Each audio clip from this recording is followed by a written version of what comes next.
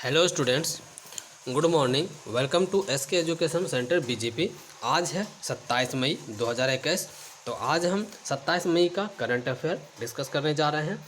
आज जितना भी करंट अफेयर बनेगा वो सारे के सारे टॉपिक्स और करंट अफेयर ऑब्जेक्टिव आर्टिकल सारे के सारे को हम कवर करेंगे, डिस्कस करेंगे, ठीक है। और अभी तक आप लोग मेरे चैनल को सब्सक्राइब नहीं किए हैं तो इस चैनल को सब्सक्राइब जरूर कर लीजिए और बेल आइकन को प्रेस कर दीजिए।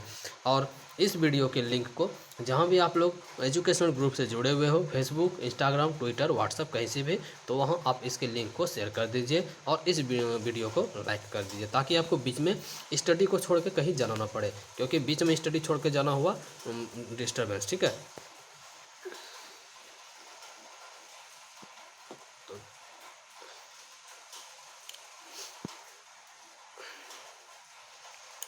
पहला नंबर पॉइंट है, अमेरिका के राष्ट्रपति जो बाइडेन ने दक्षिण कोरिया के अपने समकक्ष मून जेई इन से पहली वार्ता के बाद उत्तर कोरिया के लिए विशेष दूत सुंग किम की नियुक्ति की घोषणा की।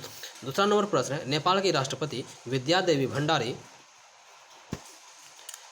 भंडारी ने संसद भंग कर दी और 12 तथा 19 नवंबर को मध्यावधि चुनाव कराने की घोषणा की।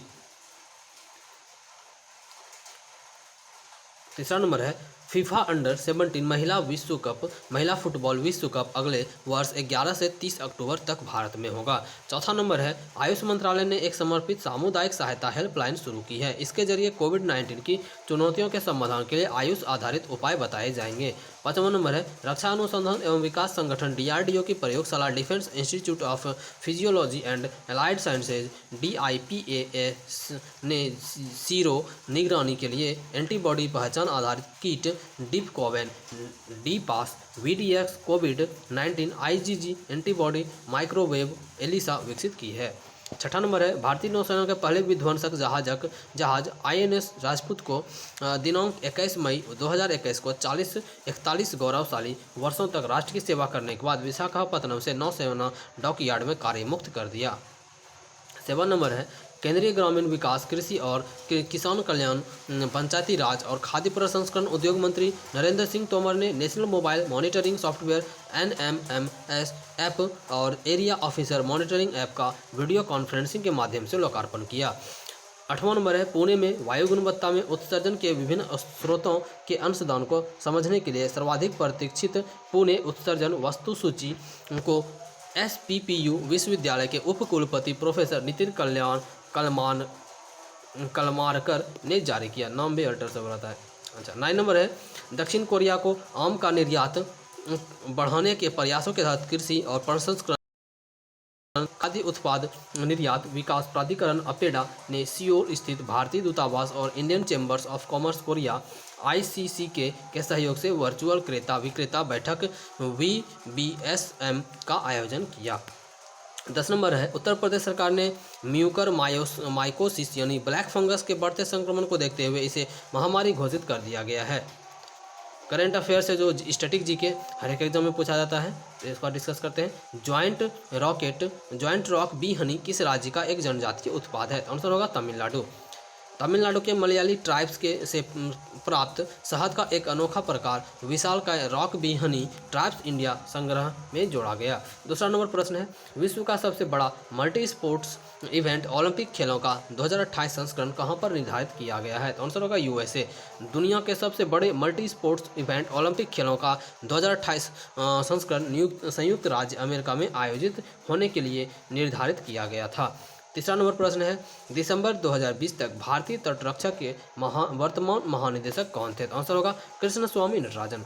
इसका स्पष्टीकरण होगा कृष्णस्वामी नटराजन दिसंबर 2020 तक भारतीय तटरक्षक के वर्तमान महानिदेशक हैं। उन्होंने 1 जुलाई 2019 को महानिदेशक राजेंद्र सिंह के सेवानिवृत्त होने के बाद पद ग्रहण किया। तीसरा नंबर है, दिसंबर 2020 तक भूटान के वर्तमान प्रधानमंत्री कौन थे? तो आंसर होगा लोटे सेरिंग, याद रखना है, लोटे है। इसका स्पष्टीकरण होगा लोटे सेरिंग एक भूटानी राजनेता और डॉक्टर हैं जो दिसंबर 2020 तक भूटान के वर्तमान प्रधानमंत्री हैं। खाद्य और कृषि संगठन FAO यानी फूड एग्रीकल्चर ऑर्गेनाइजेशन का मुख्यालय कहाँ है? तो आंसर होगा रोम, इटली। खाद्य और कृषि संगठन का मुख्यालय FAO रोम, इटली में स्थित है। हिंदी करंट अफेयर जो कि है अब देखते हैं क्या है ये। भारत और यूनिसेफ द्वारा युवा लोगों को कोविड संकट से निपटने में शामिल करने के लिए शुरू किए गए अभियान का नाम क्या है? तो आंसर होगा यंग वॉरियर। युवा मामलों के मंत्रालय, स्वास्थ्य और परिवार कल्याण मंत्रालय, संयुक्त राष्ट्र बाल कोष, यूनिसेफ और उसके सहयोगी संगठन युवा, साथ ही उसके सहयोगियों ने हैशटैग यंग वॉरियर नामक एक अखिल भारतीय अभियान शुरू किया है। इसका उद्देश्य देश भर में चल रहे कोविड-19 संकट को दूर करने के लिए युवाओं को शामिल करना है। इस अभियान में गलत सूचनाओं का पता लगाने के लिए प्रशिक्षण, टीकाकरण और मानसिक स्वास्थ्य सहायता आदि के लिए पंजीकरण को प्रोत्साहित देना शामिल है। दूसरा नंबर प्रश्न है, सुंदरलाल बहुगुणा जिनका हाल ही में निधन हो गया, वह एक प्रसिद्ध थे। तो आप लोग को पता होगा स्टूडेंट्स, 10 क्लास में आप लोग पढ़े होंगे, सुंदरलाल बहुगुणा का चिपको आंदोलन से संबंधित थे, जो उत्तराखंड से रिलेटेड है। तो इसका आंसर हो जाएगा पर्यावरणविद और पद्म विभूषण पुरस्कार से सम्मानित सुंदरलाल बहुगुणा का हाल ही में 94 वर्ष की आयु में निधन हो गया। उन्हें चिपको आंदोलन का अग्रणी माना जाता था, जो हिमालयी क्षेत्र में स्थानीय लोगों द्वारा वनों की कटाई के खिलाफ विरोध का एक गांधीवादी रूप था। इस आंदोलन की पहली कार्रवाई अप्रैल 1973 ईस्वी में उत्तराखंड के एक गांव में हुई थी। तीसरा नंबर है, मई 2021 में आयोजित BRICS astronomy working group BAWG की बैठक की मेजबानी किस देश ने की? आंसर हो जाएगा भारत। भारत ने 19 और 20 मई को ऑनलाइन मोड पर BRICS astronomy working group BAWG की 7वीं बैठक की मेजबानी की। BAWG बैठक में प्रतिभागियों ने इस क्षेत्र में एक प्रमुख परियोजना विकसित करने पर सहमति व्यक्त की। इस कार्य समूह ने सदस्य देशों में टेलीस्कोप की नेटवर्किंग और एक क्षेत्रीय डेटा नेटवर्क बनाने की सिफारिश की। चौथा नंबर है, हर साल संवाद और विकास के लिए सांस्कृतिक विविधता के लिए विश्व दिवस कब मनाया जाता है? तो आंसर होगा 21 मई। संवाद और विकास के लिए संस्कृति विविधता के लिए विश्व दिवस, world day for cultural diversity for dialogue and development, हर साल 21 मई को मनाया जाता है। 2021 में यूनेस्को ने सांस्कृतिक विविधता पर सार्वभौमिक घोषणा को अपनाया और दिसंबर 2002 में संयुक्त राष्ट्र महासभा ने 21 मई को संवाद और विकास के लिए सांस्कृतिक विविधता के लिए विश्व दिवस के रूप में घोषित किया था। OP भारद्वाज जिनका हाल ही में निधन हो गया, किस खेल के पहले द्रोणाचार्य पुरस्कार विजेता कोच थे? तो आंसर होगा बॉक्सिंग। मुक्केबाजी में भारत के पहले द्रोणाचार्य पुरस्कार विजेता कोच OP भारद्वाज का 82 वर्ष की आयु में निधन हो गया। उन्होंने 1985 में द्रोणाचार्य पुरस्कार जीता था। भारद्वाज 1968 से 1989 तक भारत के राष्ट्रीय मुक्केबाज कोच थे और उन्होंने राष्ट्रीय चयनकर्ता के रूप में भी काम किया। उनके कोचिंग कार्यकाल के तहत भारत के मुक्केबाज ने एशियाई खेलों, राष्ट्रमंडल खेलों और दक्षिण एशियाई खेलों में पदक जीते। भारतीय मूल की आर्टिकल है ये, भारतीय मूल की अनवी भूटानी बनी ऑक्सफोर्ड छात्र संघ के अध्यक्ष। छात्र संघ SU स्टूडेंट यूनियन उपचुनाव के अंत में ऑक्सफोर्ड विश्वविद्यालय के मैगडालेन कॉलेज के एक भारतीय मूल के मानव विज्ञान के छात्र को विजेता घोषित किया है। ऑक्सफोर्ड स्टूडेंट यूनियन में नस्लीय जागरूकता और समानता अभियान CRA क्रे के सह अध्यक्ष और ऑक्सफोर्ड इंडिया सोसाइटी के अध्यक्ष अनवी भूटानी 2021-22 शैक्षणिक वर्षों के ये उपचुनाव के लिए मैदान में थे, जिसने रिकॉर्ड मतदान को आकर्षित किया। अगला आर्टिकल है, अंटार्कटिका से टूटा दुनिया का सबसे बड़ा हिमखंड। हिमखंड क्या होता है? बर्फ का बहुत बड़ा चट्टान। यूरोपीय अंतरिक्ष एजेंसी ESA ने अंतरिक्ष उपग्रह छवियों का उपयोग करके पुष्टि की है कि अंटार्कटिका से दुनिया का सबसे बड़ा हिमखंड टूट गया है। A67 नामक हिमखंड आकार में 4320 वर्ग किलोमीटर था, जो अंडमान और निकोबार द्वीप समूह के आकार का आधा है। उंगली के आकार का हिमखंड रोन आइस शेल्फ से अलग हो गया, जो एक विशाल बर्फ शेल्फ है जो 4 लाख वर्ग किलोमीटर से अधिक क्षेत्र में फैला हुआ है। छवियों को कोपरनिकस सेंटिनल-1 द्वारा कैप्चर किया गया था। कोपरनिकस सेंटिनल अंतरिक्ष यान कमांड लिंक पर संचार सुरक्षा को लागू करने वाला ESA पृथ्वी अवलोकन अंतरिक्ष यान है। अगला टॉपिक है, चीन के हाइब्रिड चावल के जनक युआन लांगपिंग का निधन। देश में अनाज उत्पादन में काफ़ी सुधार करने के लिए हाइब्रिड चावल की नस्ल विकसित करने के लिए प्रसिद्ध चीनी वैज्ञानिक युआन लोंगपिंग का 91 वर्ष की आयु में निधन हो गया। युआन 1973 ईस्वी में एक उच्च उपज वाले हाइब्रिड चावल की खेती करने में सफल रहा, जिसे बाद में चीन और अन्य देशों में बड़े पैमाने पर उत्पादन बढ़ाने के लिए उगाया गया।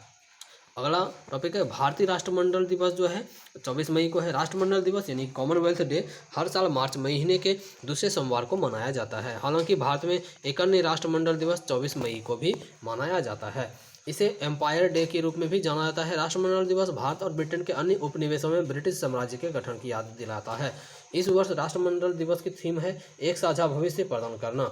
इस विषय का उद्देश्य यह उजागर करना है कि 54 राष्ट्रमंडल देश जलवायु परिवर्तन से निपटने, सुशासन को प्राप्त करने जैसे आवश्यक लक्षणों को प्राप्त करने में मदद करने के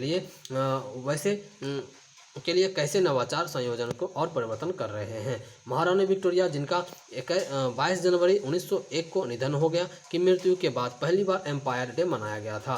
पहला एम्पायर डे 24 मई 1902 को मनाया गया था जो रानी का जन्मदिन था। ब्रिटिश साम्राज्य के कई स्कूल इसे आधिकारिक तौर पर वार्षिक कार्यक्रम के रूप में मान्यता दिए जाने से पहले ही मना रहे थे। अंतर्राष्ट्रीय गुमशुदा बाल दिवस 25 मई को मनाया गया। अंतर्राष्ट्रीय गुमशुदा बाल दिवस इंटरनेशनल मिसिंग चिल्ड्रंस डे हर साल 25 मई को विश्व स्तर पर मनाया जाता है। यह दिन उन गुमशुदा बच्चों के लिए मनाया जाता है जो किसी तरह अपने घर पहुंच चुके हैं, उन लोगों को याद रखने के लिए जो अपराध के शिकार हैं और उन लोगों की तलाश करने के प्रयास जारी रखने के लिए जो अभी भी लापता हैं। 25 मई को अब व्यापक रूप से missing children's day forget me not flower प्रतीक के रूप में जाना जाता है। इस दिन को मनाए जाने की घोषणा वर्ष 1983 ईस्वी में अमेरिकी राष्ट्रपति रोनाल्ड रीगन द्वारा की गई थी। 2001 में 25 मई को international centre for missing and exploited children ICMEC missing children Europe और इस प्रकार यूरोपीय आयोग के संयुक्त प्रयास पर औपचारिक रूप से अंतर्राष्ट्रीय मिसिंग चिल्ड्रेन डे IMCD के रूप में पहली बार मान्यता मिली थी। परीक्षा 2021 के लिए महत्वपूर्ण तथ्य क्या होगा? ICMEC का मुख्यालय कहाँ होगा? अलेक्जेंड्रिया वर्जीनिया USA में है। ICMEC के अध्यक्ष कौन है? डॉक्टर फ्रांज बी हमर। अगला टॉपिक है विश्व थायराइड दिवस 25 मई को ही मनाया गया। विश्व थायराइड दिवस वर्ल्ड थायराइड डे हर साल 25 मई को विश्व स्तर पर मनाया जाता है। WTD का मुख्य उद्देश्य थायराइड के महत्व और थायराइड रोगों की रोकथाम और उपचार के बारे में जागरूक करना है। इस दिन की स्थापना 2008 में यूरोपियन थायराइड एसोसिएशन ETA और अमेरिकन थायराइड एसोसिएशन ATA के नेतृत्व में अभियान के एक भाग में रूप में की गई थी। इसके बाद लैटिन अमेरिकी थायराइड सोसाइटी LATS और Asia Oceania thyroid association AOTA ने थायराइड रोग के रोगी और उनका इलाज करने वाले डॉक्टर और चिकित्सक के सम्मान में मनाया। थायराइड गले में एक तितली के आकार की ग्रंथि है जो T3 थायरोक्सिन और T4 ट्रायोडोथायरोनिन का उत्पादन करती है और थायराइड उत्तेजन हार्मोन TSH द्वारा बनाए रखा जाता है। यह शरीर के चयापचय को नियंत्रित करता है और इसमें असामान्यताएं शरीर के सिस्टम को खराब कर सकती है। अगला टॉपिक है चांद पर पानी की खोज के लिए नासा भेजेगा अपना मोबाइल रोबोट। अच्छा बात है, वहाँ पर वाटर मिल गया बस। United states national aeronautics and space administration 2023 में चंद्रमा पर पानी और अन्य संसाधनों की खोज करने की योजना बना रहे हैं। ठीक है, टीटोटलर और बिबुलस के लिए तो बहुत ही अच्छा बात है। जो बिबुलस है वो समझ गए होंगे, वाटर तो मिल गया, 2 चीज़ का और व्यवस्था करना है चांद पर, वह जिंदगी काट लेंगे बिबुलस लोग। ठीक है, यानी कि United states national aeronautics and space administration 2023 में चंद्रमा पर पानी और अन्य संसाधनों की खोज करने की योजना बना रहा है। अमेरिकी एजेंसी अपने आर्टेमिस कार्यक्रम के हिस्से के रूप में चंद्रमा की सतह पर और नीचे बर्फ और अन्य संसाधनों की तलाश में 2023 के अंत में चंद्रमा पर अपना पहला मोबाइल रोबोट भेजने की योजना बना रही है। परिवर्तनशील ध्रुवीय अन्वेषण रोवर अनुसंधान या VIPR वाइपर की जांच करने वाला डेटा एकत्र करेंगे जो चंद्र दक्षिणी ध्रुव पर नासा के मानचित्र संसाधनों की मदद करेंगे जो एक दिन चंद्रमा पर दीर्घकालिक मानव अन्वेषण के लिए काटा जा सकता है। VIPR वाइपर से प्राप्त डेटा में चंद्रमा पर सटीक स्थानों और बर्फ की सांद्रता का निर्धारण करने में हमारे वैज्ञानिकों की सहायता करने की क्षमता है और यह आर्टेमिस अंतरिक्ष यात्रा की तैयारी में चंद्र दक्षिणी ध्रुव पर पर्यावरण और संभावित संसाधनों का मूल्यांकन करने में हमारी मदद करेगा। VIPR वाइपर सौर ऊर्जा से चलता है। चंद्र दक्षिणी ध्रुव पर प्रकाश और अंधेरे में चरम झूलों के आसपास जल्दी से पैतरेबाजी करने की आवश्यकता होगी। नासा ने एजेंसी की वाणिज्यिक लूनर पेलोड सर्विसेज CLPS पहल के हिस्से के रूप में VIPR के प्रक्षेपण पारगमन और चंद्र सतह पर वितरण के लिए एस्ट्रोबेटिक को एक टास्क ऑर्डर दिया है। वर्तमान में जो है परीक्षा 2021 के लिए महत्वपूर्ण तथ्य क्या हो जाएगा। 14वें नासा प्रशासक कौन है, तो बिल नेल्सन है। नासा का मुख्यालय वाशिंगटन डीसी संयुक्त राज्य अमेरिका में है। नासा की स्थापना कब हुआ था, तो 1 अक्टूबर 1958 में हुआ था। अगला टॉपिक है केरल के साजी एन ने भारत जैव विविधता पुरस्कार 2021 जीता। केरल तो भाई आगे ही जा रहा है सब चीज़ में। साजी एन जिसे प्यार से केरल का ट्यूबरमैन कहा जाता है, जो पालतू प्रजातियों के संरक्षण की व्यक्तिगत श्रेणी में भारत जैव विविधता पुरस्कार 2021 से सम्मानित किया गया। ठीक है, इसको भी हम खोज लेंगे कहाँ है। अंतर्राष्ट्रीय जैव विविधता दिवस IDB 2021 के दौरान 2 लाख रुपये नकद पुरस्कार और प्रशस्ति पत्र देने वाला पुरस्कार घोषित किया गया था। इस प्रकार के आदमी से मिलना चाहिए, बहुत ही इंटरेस्टिंग आदमी है। साजी ने अपने खेत में अधिक से अधिक याम, कम याम, एलिफेंट फुट याम, अरारोटा, कोलोकेसिया, शकरकंद, कसावा और चीनी आलू सहित लगभग 200 कंद फसलों की एक विस्तृत श्रृंखला का संरक्षण करते हैं। अपने प्रयासों के लिए 7 बार राज्य पुरस्कार प्राप्त कर चुके हैं। उन्हें PPV एंड FR अथॉरिटी नई दिल्ली द्वारा स्थापित प्लांट जीनोम सेवियर रिवॉर्ड 2015 भी मिला है। अब अगला टॉपिक है उत्तराखंड के मुख्यमंत्री ने कोरोना के कारण अनाथ बच्चों के लिए वात्सल्य योजना की घोषणा की। उत्तराखंड के मुख्यमंत्री तीरथ सिंह रावत ने कोविड-19 के कारण अपने माता पिता को खो चुके अनाथ बच्चों के लिए मुख्यमंत्री वात्सल्य योजना की घोषणा की। योजना के तहत राज्य सरकार 21 वर्ष की आयु तक इनके भरण पोषण, शिक्षा एवं रोजगार हेतु प्रशिक्षण व्यवस्था करेगी। मुख्यमंत्री ने कहा कि राज्य के ऐसे अनाथ बच्चों को 3,000 रुपये प्रति माह भरण पोषण भत्ता दिया जाएगा। राज्य सरकार इन अनाथों की पैतृक संपत्ति के लिए कानून बनाएगी, जिसमें किसी को भी अपनी पैतृक संपत्ति को वयस्क होने तक बेचने का अधिकार नहीं होगा। यह जिम्मेदारी संबंधित जिले के जिलाधिकारी के पास होगी। मुख्यमंत्री ने यह भी कहा कि जिन बच्चों के माता पिता की कोविड-19 के कारण मृत्यु हो गई है, उन्हें राज्य सरकार के सरकारी नौकरियों में 5% क्षैतिज आरक्षण दिया जाएगा। तो इसका परीक्षा प्रश्न जो होगा 2021 का इंपॉर्टेंट तथ्य जो होगा, उत्तराखंड के मुख्यमंत्री कौन है, तीरथ सिंह रावत हैं। और उत्तराखंड के राज्यपाल कौन है, तो बेबी रानी मौर्य है। अगला टॉपिक है हरियाणा सरकार ने घर पर कोविड रोगियों के इलाज के लिए संजीवनी परियोजना शुरू की।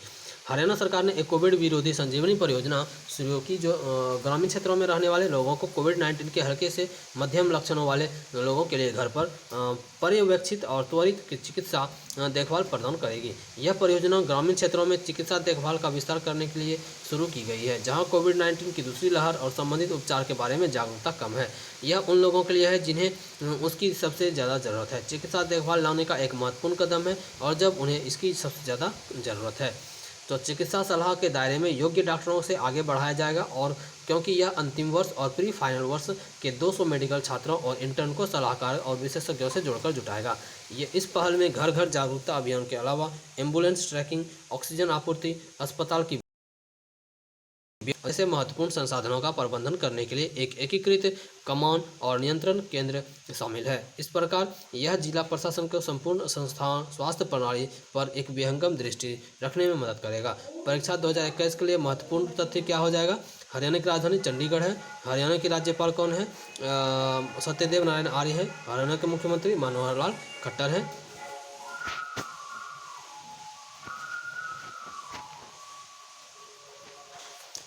महाराष्ट्र सरकार ने लॉन्च किया mission oxygen self reliance.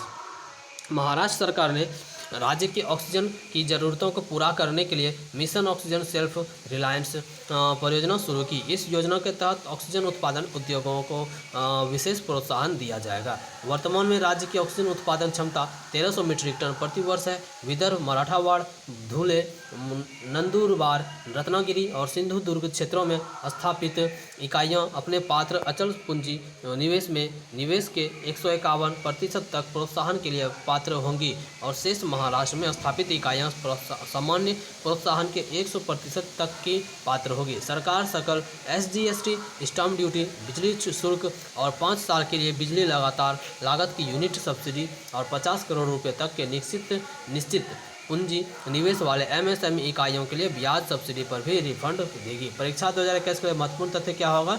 Maharashtra के राज्यपाल है भगत सिंह कोश्यारी। महाराष्ट्र की राजधानी मुंबई। महाराष्ट्र के CM कौन है, उद्धव ठाकरे। IMF ने डॉलर यानी कि $50 बिलियन की वैश्विक टीकाकरण योजना का प्रस्ताव रखा।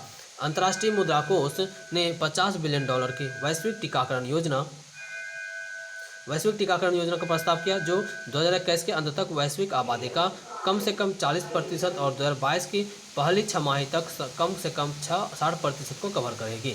टीकाकरण लक्ष्य के लिए कोवैक्स अधिशेष खुराक व कच्चे माल और तैयार टीकों से मुक्त सीमा पर पार प्रवाह का दान करने के लिए अतिरिक्त अग्रिम अनुदान की आवश्यकता होती है। IMF की प्रबंध निदेशक क्रिस्टिना जॉर्जिवा ने G20 हेल्थ समिट को अपने संबोधन में कहा कि अब मजबूत और समन्वित कार्रवाई के साथ और बाहरी लाभों के सापेक्ष वित्त पोषण के मामलों में दुनिया इस अद्भुत स्वास्थ्य और आर्थिक संकट में अस्थायी रूप से बाहर निकल सकती है। परीक्षा 2021 के लिए महत्वपूर्ण तथ्य है। IMF का मुख्यालय वाशिंगटन DC USA के प्रबंध निदेशक और अध्यक्ष कौन है? क्रिस्टिना जॉर्जिवा है। IMF के मुख्य अर्थशास्त्री कौन है? गीता गोपीनाथ है। यूके ने वैश्विक महामारी रडार के लिए शुरू की योजना। यूनाइटेड किंगडम कोविड-19 वेरिएंट और उभरती बीमारियों की पहचान करने के लिए एक उन्नत अंतर्राष्ट्रीय रोगजनक निगरानी नेटवर्क विकसित करेगा। यह वैश्विक महामारी रडार नए रूपों और उभरते रोगजनकों का शीघ्र पता लगाना सुनिश्चित करेगा, ताकि उन्हें रोकने के लिए आवश्यक टीकों और उपचारों को तेजी से विकसित किया जा सके। प्रधानमंत्री बोरिस जॉनसन ने इटली और यूरोपीय संघ EU द्वारा आयोजित वैश्विक स्वास्थ्य शिखर सम्मेलन से पहले योजना की घोषणा की। अपने अगले साल तक वैश्विक स्वास्थ्य सुरक्षा में उल्लेखनीय सुधार लाने के उद्देश्य से रडार के 2021 के अंत से पहले पूरी तरह से निगरानी केंद्रों के नेटवर्क के साथ चलने की उम्मीद है। WHO वैश्विक स्वास्थ्य चैरिटी वेलकम ट्रस्ट द्वारा समर्थित एक कार्यक्रम समूह का नेतृत्व करेगा, जो नए कोरोना वायरस वेरिएंट पर डेटा की पहचान करने, ट्रैक करने और साझा करने और आबादी में वैक्सीन प्रतिरोध की निगरानी करने के लिए नई अंतर्राष्ट्रीय सोसाइटी शुरू करेगा। परीक्षा 2021 के लिए महत्वपूर्ण तथ्य है। यूके के प्रधानमंत्री कौन है? बोरिस जॉनसन है। यूके की राजधानी कहाँ है? तो लंदन है। तो स्टूडेंट्स, आज के लिए इतना ही। तो कल हम नेक्स्ट वीडियो में स्टार्ट करेंगे अगला टॉपिक, यानी कि अगले दिन का करंट अफेयर। तो आज के लिए इतना ही। Thank you, bye bye. कल मिलते हैं।